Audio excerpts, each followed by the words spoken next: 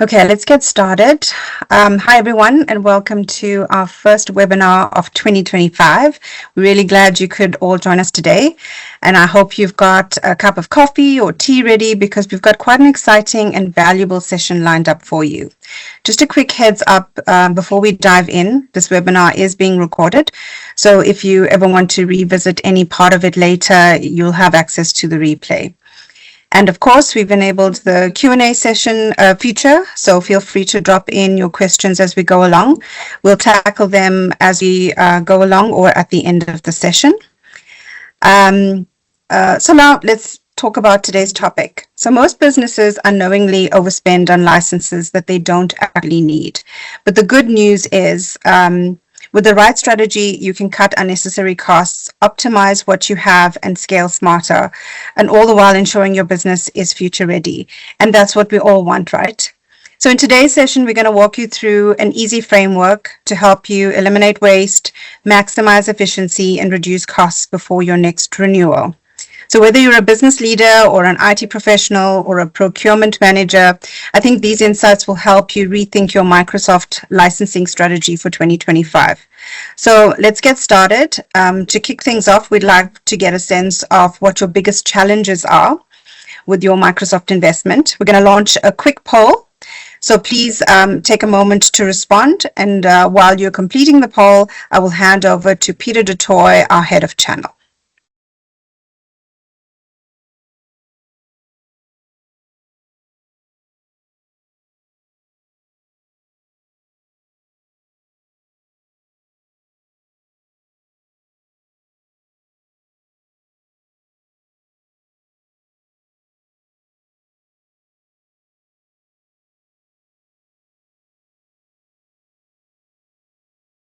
Okay, so you would have seen it on your screen. We've got some responses coming in. Let's just give it a little bit more time.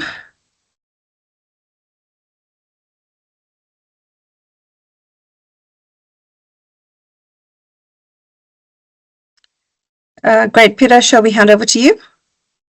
Thank you very much, Sue. From our side, from Mint's perspective, thank you very much for joining this session. We are very passionate about optimizing our customers' environments, making sure that you have the right sort of investments. Also sort of elaborating on that, ensuring that you have a good night's rest, if you will. And ultimately making sure the security side of your posture of your infrastructure is managed correctly. For us, the cloud has obviously been a incredible journey, but of course it really only adds value to your life if it's well managed and you understand the economics of it, the security side and aspect of that, and of course how to best utilize your Microsoft investments. Without further ado, just in terms of the call today, thanks you for the introduction. We also have Jeanette Essop on the call that leads the program from a channel perspective. He is available, of course, on the chat there for any specific questions. Bernard Wood specifically is the product owner, and he'll be taking you through some of the common pain points we've seen from customers on this. And we're going to keep it very high level, not to go into too much detail. This is specifically designed to ensure that we have enough time for questions and to keep this webinar as interactive as possible. And then, of course, the guy with a little bit of, I think, Dion, maybe a couple of grey hair more, since this maybe AI-generated photo was created. But absolutely, Dion and Beyond will take you guys through it from a demo perspective and really dive into a couple of really interesting technical insights. All right, agenda, I touched on it very briefly. Of course, Bernard will run through those. We'll focus on those 4 common touch points, of course, then dive into the demo, and then we'll finish it off with a Q&A session. But of course, feel free to interact at any time through the presentation. Mr. Wood, can I pass the baton over to you? Yes, you can. Thank you so much. It's great to see the poll. I'm having a look at some of the results in there, struggling to control and reduce cloud costs, concerns about cloud security and data access. We're going to focus quite a bit today, particularly around cloud security and data access, but just having a look at also difficulty optimizing and managing your Microsoft environment, which is really interesting for us. Peter, you can move on to the next slide, please. There are 4 points that we generally talk about when we talk to customers in particular. How can you optimize your Microsoft investment? We generally look at analyzing and optimize the actual Microsoft environment. So I'll go into a little bit of that and show you some of the dashboards that we receive and we get through. We also look at what is user interactions like from a Teams collaboration perspective. Are you able to what sort of data are you able to bring out of a platform that gives you the ability to look at individual users and teams as well across your whole environment. What does that usage look like? And then how to use insights to optimize your cloud cost. That's a question we get asked quite a bit. What sort of recommendations are there to be able to bring your costs down almost? And then how to access data to improve your cloud security. You can move on to the next slide, please, Peter. So the very first thing is, right, how do we analyze? The platform is an amazing platform surveillance. What it does is that it looks at your total licensing across the board, and it gives you what is your annual licensing cost. And then through AI, it's able to go and give you what annual saves could potentially look like. When we say annual saves, what we're talking about is a reduction in cost of your licensing based on the way a license is being used within your environment by a user. The saving range of 62 to 72% is pretty high in the demo environment. This is from our demo account. We are finding that generally we're getting anywhere between a 30 to 45% sort of savings range for most customers, depending on the size of the environment, depending on how many users in the environment, what sort of licensing there is. There may also sometimes be duplicated licenses across different users and those sort of things. The platform is actually intelligent enough to go and look at that and advise what sort of saves there could be. Some really other important things from a dashboard perspective is you're actually able to look at what the secure score is straight off the bat. The great thing about this dashboard in particular is that it's for executives, the ability for them to have a very bird's eye view very quickly of what's happening within the environment. Looking at your endpoints, how many endpoints are there in the environment? How many of those have been active in the last 30 days? Why are there some of them that are in a stealth state? What does that actually mean? There's all recommendations around that as you go through the platform. You can move on to the next slide, please, Peter. Outside of that, we then start looking at, what are user interactions like and what does team collaboration look like? Next slide, please. When we get into this, the great thing about the platform is it has the ability to look at specifically how are users engaging from a Teams perspective. We all know that Teams meetings have become the new go-to almost, if you want, the new way of working, the new life we have. It's all about working from home most of the time, and you may have a hybrid environment or you may have a full work from home environment. We can look at how are teams and how are people interacting with each other and in Teams calls from a monthly, weekly, and daily perspective. We can look at lines of business. We can look at specifically groups. So if you want to look at just the accounts team, how have they done in the last week, if you like, or in the last month as such, we can look at that. We can look at operations teams, so you get an individual view per team, or even through country view. If you've got multiple offices across the country, we can look at different offices as well. You can move on to the next slide. This is, if we look at a particular user's activity, we have the ability to go and look at a user by name and say, okay, when last were they in OneDrive? How long have they been in OneDrive? What does their usage look like across the different applications over the last 7 days, 3 months, and all the way back as far as 6 months as such? The great thing about this is it gives you the ability to see, is there training required for a particular user? Maybe they're not using SharePoint as much as you would like them to, or maybe they're using OneDrive too little, and they don't understand the differentiation between OneDrive and SharePoint. We can start having those discussions with the end users in particular. A great thing about this as well is you can also look at what is the usage of a particular person on particular days. So maybe you see a spike some days and a drop off in other days. You can have discussion with them, around why are there spikes on these days? Why is it less usage on particular days? Also, if you're in office versus out of office, you can expect those sort of things. It's really great to have that sort of view. You can go to the next slide, please, Peter. The next point then is really around cloud costs, and this is where a lot of optimization happens. How can we reduce those costing? Next slide, please. The first slide you saw right at the beginning was a bird's eye view dashboard for all executives as such, right? What we've done then is you can go further down into each of those. As you click through them, they give you further detail.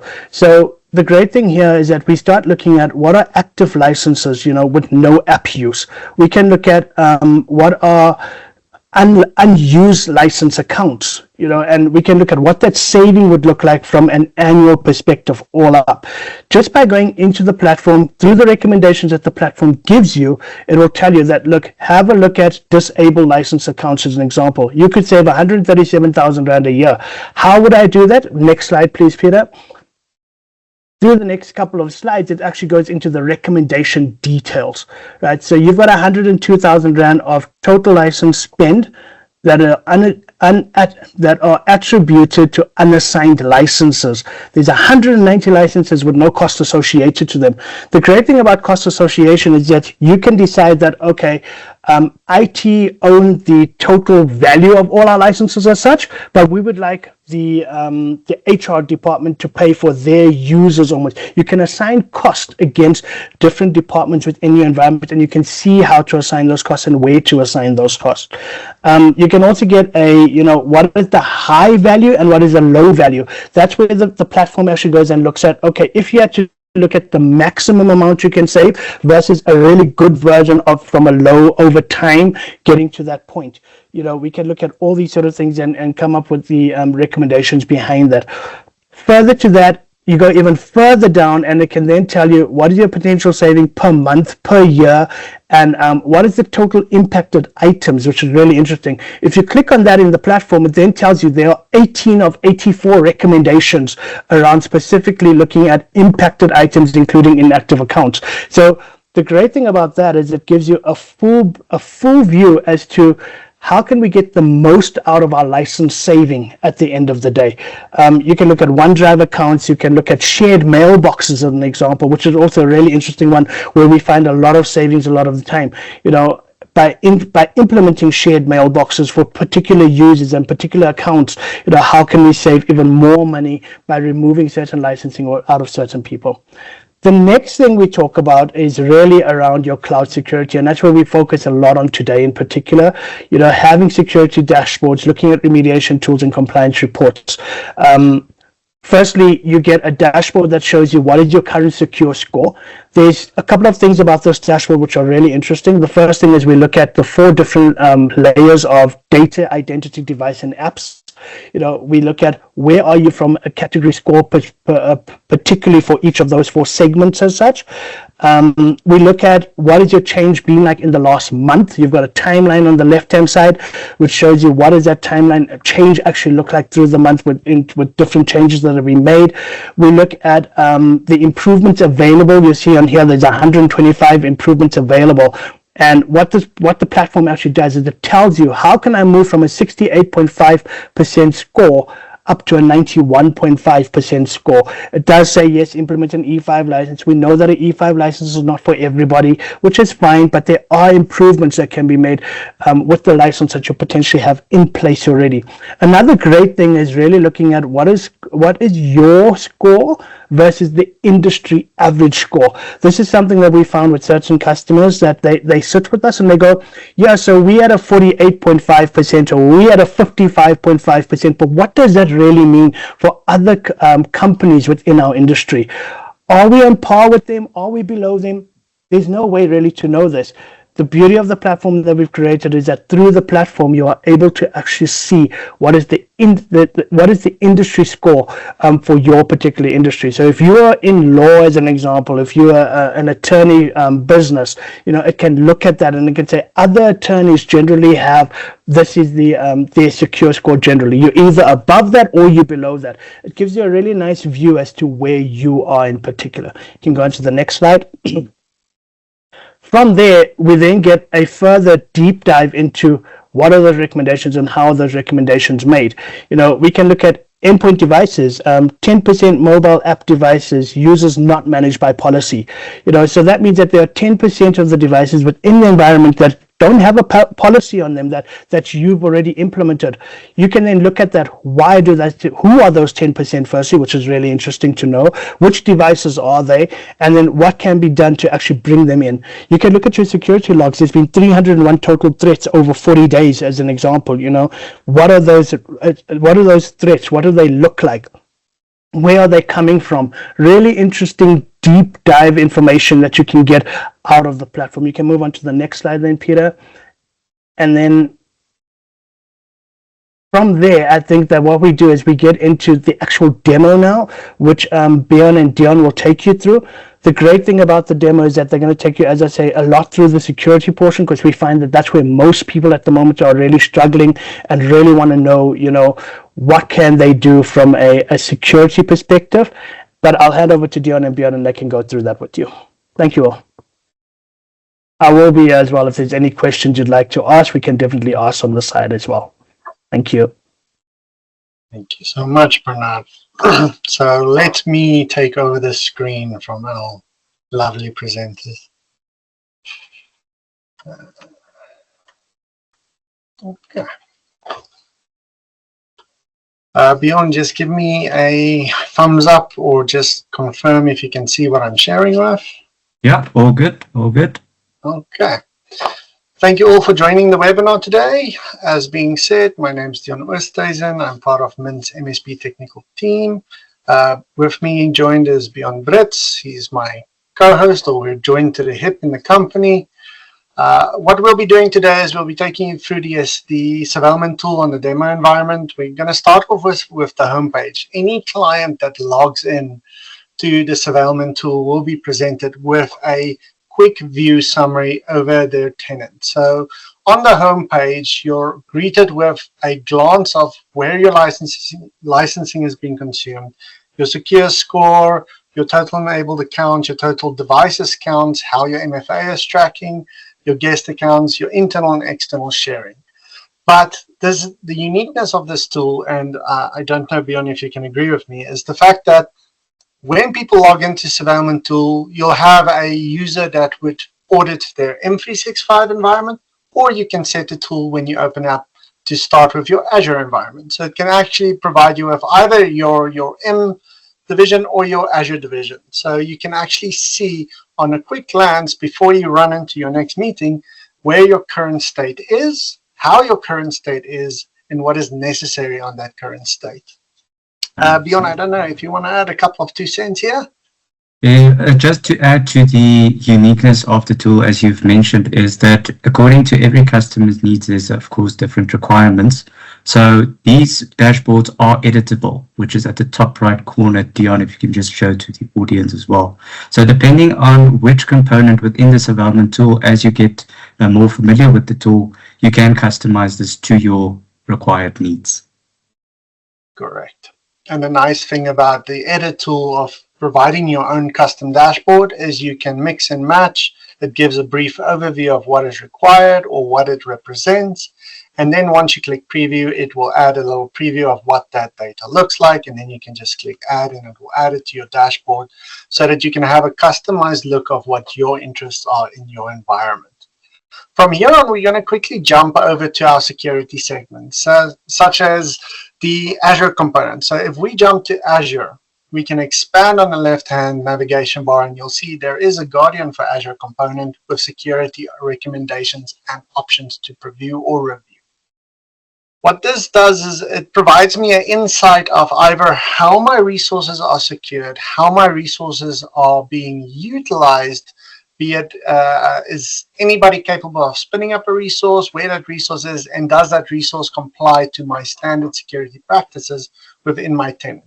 Now, for most of us, identity is the biggest concern, where somebody logs in and we'll see 100 global admins as being assigned, even though the business only has 200 users.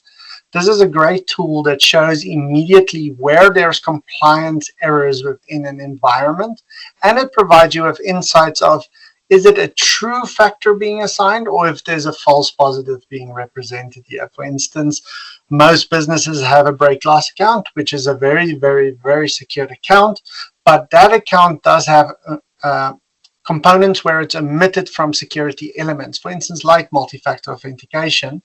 Best practices would have been not to have your break glass account be affected by this process, but because of recent development and recent security enhancements, it now can come back into play.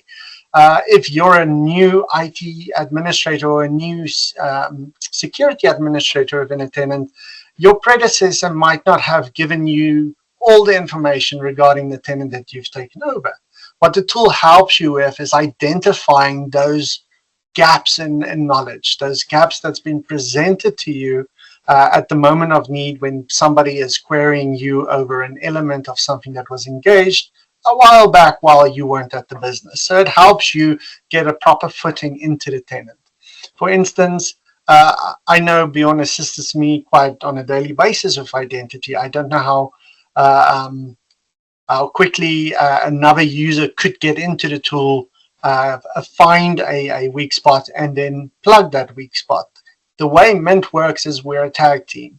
Where I can't reach elements, Bjorn will log in, he will see there's a gap or an element of risk, and he will plug that element. And the next day when I get to the office and I just refresh the board, I can actually see, wow, there is actually been advancements going on here, and it actually lessens the risk of having a breach or a potential outage within the tenant. Bjorn, I don't know if you want to explain a little bit more of what we're seeing here. No, all good. I think you covered it, especially from a governance perspective. I think the next exciting part, building on back to what Bernard has shown to the audience, is the secure score. I think it will be valuable to the audience as well, just to explain that there is a difference between your Azure Secure Score and your M365 environment secure score. But what Surveillment does in both instances is it actually shows you where you can actually improve your score based on the recommendations that you get in your Azure portal as well as your M365 portal, but it's all in one place now. Yes. So just taking over a bit of that component. Once we jump into the secure score, the biggest question we always get is, how is the secure score in a tenant calculated?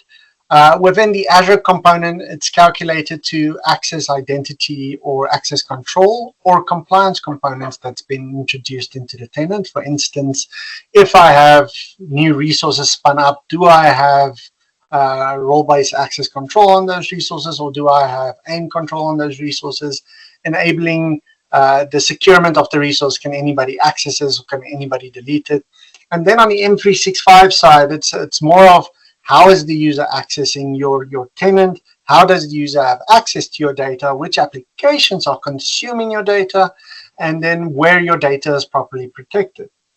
Now, a lot of confusion comes into play that when a security officer reports a secure score, they'll go, oh, today our secure score is 47.6, but he viewed his Azure side, and then next month he gives a better score, but he's actually providing the score of his M365. What this tool does is it does give you a high-level view of your secure score. It does take into the telemetry account where your Azure components and your M365 components come into play. For instance, data access. If your data is hosted in Azure, your secure score element is actually populated into both sections. It's populated into your M365 side, and it's populated to your Azure secure score, as where if you're going to the M365 side, it only populates the M365 data score because the Azure has no insight of that component. The nice component as well as is compliancy. We all talk about compliancy. How compliant is our tenant? How compliant does our tenant meet the current requirements? And then there's a discussion always when we walk into the room of what can we do to enhance this compliancy. Now, the hardest component for us always is, where is our compliance policies applied to? Where are we non-compliant when we sit in those meetings? and where do we need to provide exemptions. So for instance, we do know that every company does not have the exact same architecture running. Some companies will run with the ISO standard framework, and then they'll have exemptions in those framework because of the requirements of their environment. What would help a lot of managed service providers or IT administrators is to actually know where the exemptions are. Where was previous exemptions made if I'm not aware of it, where other teams are working on if they're not informative, or if there's a collaborative effort between different businesses, how can they collaborate with one another to see where is a regulation component required, where is an exemption required, and where are they non-compliant effects. So for instance, in this view, we can see that 29% of our demo environment is compliant. There's a 1% exemption component in play, but 70% of this thing is non-compliant. The nice thing now is we can actually go see where is our non-compliancy falling in place, on which resource or regulation standard is our non-compliancy in place, and where is the exemption being given, so that we can actually go and reassess that exemption and seeing, for instance, we've exempted a user from MFA, but now with recent enhancements, we can actually reinforce MFA on the user and remove that potential risk for the business. Over to you, Bjorn, if there's anything you would like me to go to view for them, explain. I think if we can touch on more of the Microsoft 365 security dashboard components as well. 100%. We can jump over to identity, which is the biggest factor of play within the M365 side, is multi-factor authentication, conditional access components, or authentication methods being used within a tenant. A lot of the question comes into play is when a tenant gets hit with different regions of attack. Multi-factor authentication is that little bit added security measures that comes into play that helps you protect your users, your tenant, your identity. What a lot of fights or a lot of disruption in the company is if they're multinational businesses, they've got logins from all over the world, and if they've got multi-factor authentication applied to their users and they've got regional restrictions in play, where is those regional restrictions in play? Where is a user finding it difficult to log in due to the security measures of the tenant's requirements? Now, this tool does also assist in identifying those components, help find the users that are struggling, release that struggle, help them to get actually better secure into their environment. And then it will also show you where false positives are, where you can actually remove an element stating that it's cluttering your reports, that if you go in the month-end report on your security audit, that you can go, we've had 51 surveil logins, we've got 286 unknown logins, and we've got 340 non-defined logins. This is a huge risk to business. These are the logins that was happening. Can we enforce a protection policy? Can we limit the login process of this policy? And the nice thing as well is you can actually see from what region or which user is logging in from what zone. So you can actually see a user's telemetry if they're utilizing a VPN, if they're utilizing travel, if they've informed the businesses of their travel. For instance, a user's been logging in from their local town for almost 300 days consecutively, and all of a sudden the next day they're logging in from overseas. So that a quicker response, a quicker reaction can come into play from anyone that's monitoring these reports, or if they don't have a proper security center in play yet. The surveillance tool is a great place to see active data or data within your tenant to help you identify where your risks are, where your risks are coming from, and where you might have potential weaknesses in your tenant. And I think also building on that, Dion, if we can navigate to the security assessment and just have a look at the key metrics to show to the audience.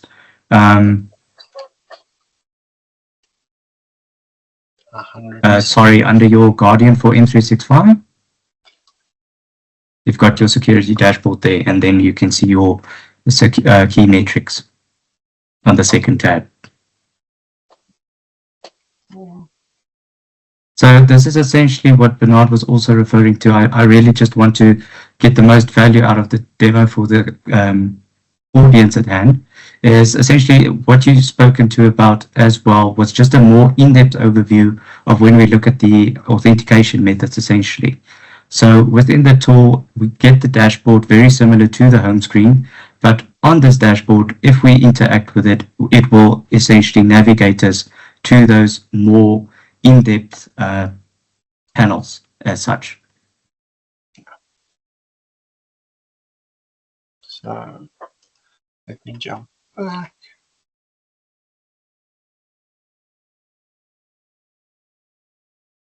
We can use an example, for instance, threat. We can look at how your insider threat or your data leakage comes into play. For instance, all businesses have a form of file share or file share components. What this tool has insight on is SharePoint. If you're utilizing SharePoint, how many documents are saved in that SharePoint and how many of those documents are active or non-active, hence prompting either an archival process to come into play or a cleanup coming into play, limiting or reducing the risk to the tenant. For instance, what we have here at the moment, we're looking at external files that has been shared. There's 23 external files shared, but if we look at SharePoint, there are 44 internally viewed or shared files, and there are over 3,950 views on those 44 shares. If we click on it, we can actually go into that detail, into that insight of what's being utilized, when it was being utilized, where it was being utilized. Then we can jump over to endpoints. One of the biggest components of a business is the devices that users are working on. And one of the overviews of that insight is how does businesses report on their devices? How many of their devices are active versus how many of their devices are non-active? The tool helps us greatly quickly identify this metric, and we can also see the flow per pattern in a year over a 3-year span. So for instance, if we look at the count of device by last sign-in date, we can see 2025 has the highest sign-in date compared to 2024 or 2023, and we can then determine if there is a flow pattern between users' activities, business activities, or business seasonal events. For instance, if we do know that there's a very highly chance that later during the year there's a fall off of device activity, it means that the business either is going into an audit season, or that there is a company slowdown process coming into play, which means that they might have devices that's been returned to them that's no longer active, that they either need to wipe, secure, or lock away. For instance, if a device has been provided to the IT administrator and they've been informed that this device must not be resetted due to legal action or due to data retention components in play, the IT administrator might just put that laptop in a secure vault away, and by human nature, some users do forget about it. Then 1 month, somebody would audit the devices, say, why do we have such a high device count with a high non-inactive account?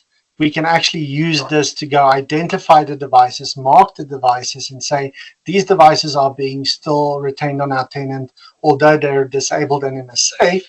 They can apply a tag to those devices stating that a legal matter is pending on this device, and any device that does not have any matter pending on it can actually be identified, removed, cleaned, or wiped.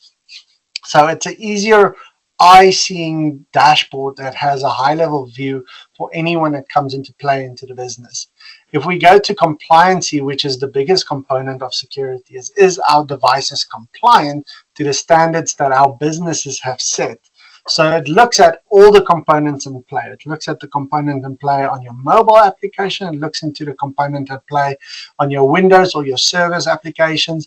It actually meets your management component and see, is the device reporting as compliant? Is the device reported as personal or company? And it can actually give you filtered out information of who the users that's using the device, where the device is being utilized the most, and what is the data that's going to that device, so that you can actually make business informed decisions going, most of my users are utilizing their personal devices, Due to our company policy or our hybrid nature, we know our data are secured no matter which device they view it.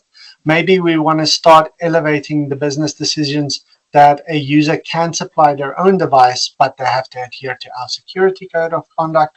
Or if your business is extremely strict, for instance, like in the financial industry, you can see, oh, but there's a weakness on one of our users' policies. He's got the ability to actually process data on a personal device, which is not allowed, and you can actually amend that component.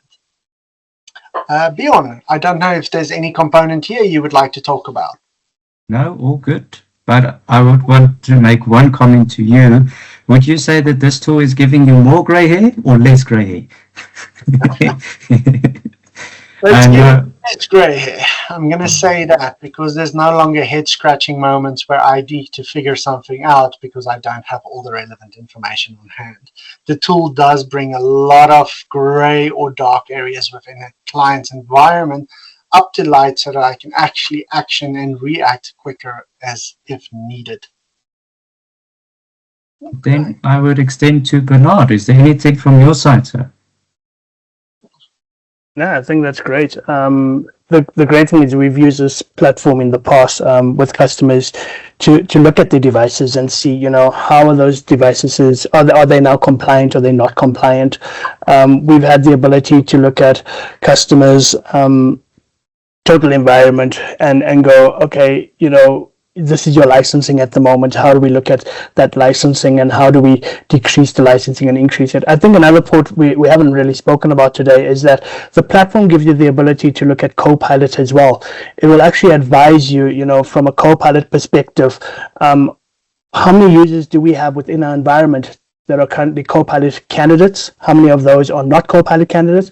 I know that we do have some issues at the moment with the demo environment, but just as an example, you would see that there are so many users within your environment that are currently high likely Copilot candidates versus Copilot candidates that are not likely at all, versus if you've already got Copilot in place, how many of those licenses are being utilized, how are they being utilized, and is there a recommendation to potentially move a license off someone that has a license because they're not utilizing it 100% correctly.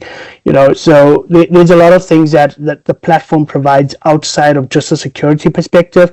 There's a whole lot of things outside of just your Azure perspective as such.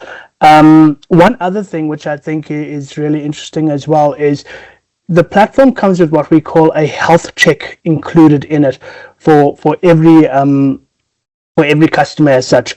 The great thing about this is that this is your bird's eye view from the top across different segments within the environment. The nice thing about the health check is that you can run the health check permanently, or you can run it on a 15-day, 20-day notice as such. Again, this is really a bird's eye view. I mean, if you had to go, for instance, just into this where Dion is now looking at, what is your inform on product usage, you could tell that, look, we only got 14% of our users in Entra. That's a big red flag. How do we address that? We've only got 51% of our users using Teams. Why do we only have 51% using Teams? What sort of learnings can we give? What sort of training can we give to our users there? I think also just have a look at one before that, the informed top license top 10. And this is the bit that we were talking about earlier. When you're looking at cost optimization, what are the top 10 licenses being used within the environment, and how many of those licenses have been assigned, which is always a brilliant piece to look at as well, right? Because you want to know, yes, we bought 40 licenses, an example, but only 45% of those are assigned. So why is only 45%, which is what, 23 licenses, 24 licenses, why are they being, sorry, that's less than 20, but anyway, why are they being assigned? Why is only that number of licenses being assigned where they're sitting? From the health check perspective, again, it just gives you a broad overview, and if you go further into some of the other trees on the left-hand side and informing that, it then gives you the full detail behind it, which is really great to know. Yeah, I think those are just the one or two other key points that I'd like to talk about the platform and the way the platform can actually look at your total environment across the board. Awesome. Thanks, Bernard. Thank you. Then I would suggest we hand over to a Q&A session where we can answer any questions that comes into play. Yeah, so I see the very first question that came was from Walter asking, how do I get a demo for the health check? Right up your alley, Bernard. Well, there is a portion in this webinar where we'll actually talk about, is it something that you want to see? Is it something that you'd like to set up? We definitely have a demo available for you. We definitely have also an offering around a demo and what that would look like for you. But I'll leave that up to the rest of the team to actually advise on that when they get to that portion. But yes, Walter, there's definitely an opportunity to have that discussion. Definitely.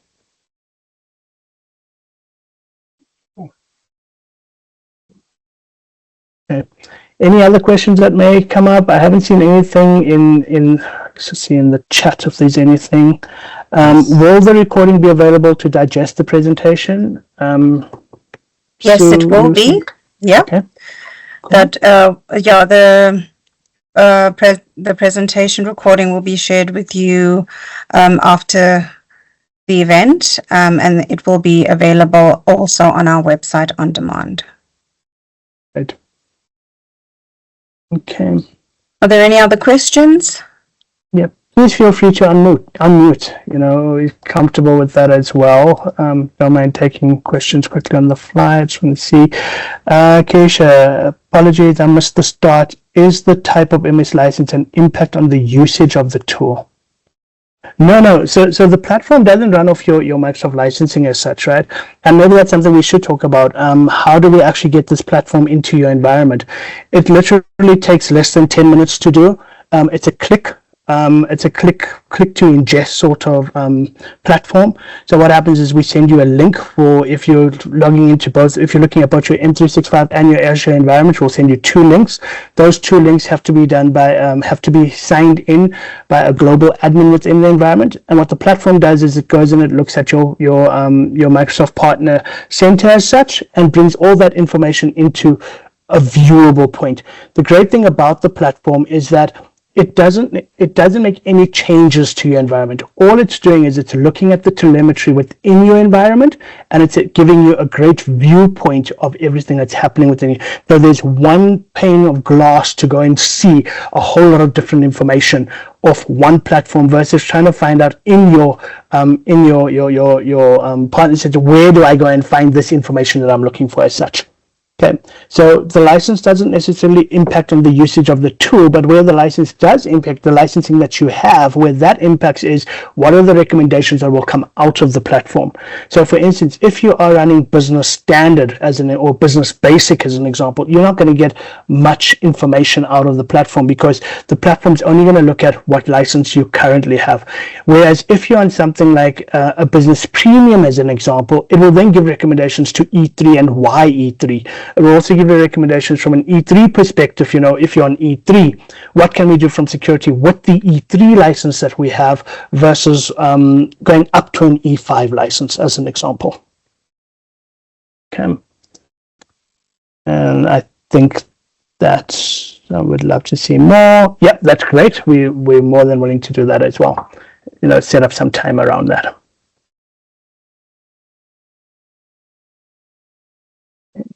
There's no other questions. I think we can move on. Okay, we do have an offer for all of our webinar attendees today. Peter, I'm not sure if you're able to put it on screen.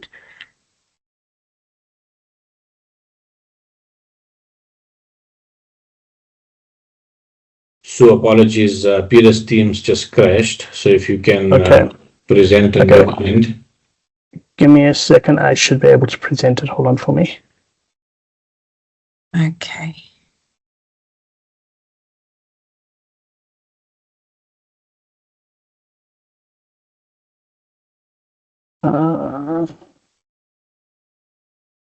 Okay, it's on my side it doesn't. Peter back. Okay, on my side it doesn't want to present, unfortunately. There we go. Yeah.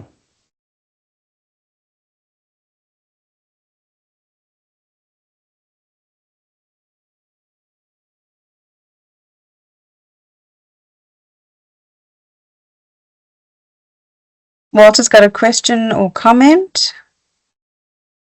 I would like to see more to help manage licenses such as Copilot more effectively.